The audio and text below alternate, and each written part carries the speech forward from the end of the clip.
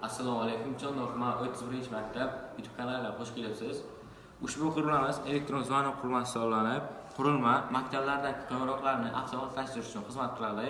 Elektron qo'ng'iroq yordamida maktablardagi dars vaqtlari va tanaffus vaqtlarini uzayib yoki qisqarib ketishini oldini olish mumkin. Qurilma aniq vaqt davomida ishlaydi va ishlash jarayonida adashmaydi.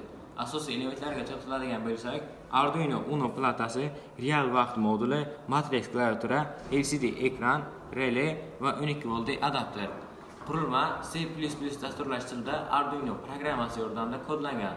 RTS vaqtni nazorat qiladi, LCD ekran vaqt va so'zlamalarni tasvirlab beradi. Klavishlar yordamida esa so'zlamalar va vaqtni o'zgartirish mumkin. Qurilma dars jarayoni boshlanadigan paytda avtomatik tarzda relay ishga tushiriladi va qo'ng'iroq chalinadi.